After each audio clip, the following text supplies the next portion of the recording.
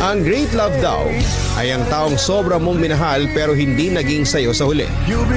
Siya yung kahit lumipas na ang mahabang panahon ay nananatili pa rin siya sa iyong puso at hindi mo siya makalimutan. Ngunit paano kung ang taong minahal mo ng sobra na matagal nang nawala ay muli mong natagpuan? Handa ka bang ipaglaban siya kahit nararamdaman mong muli siyang mawawala at magpapaalam?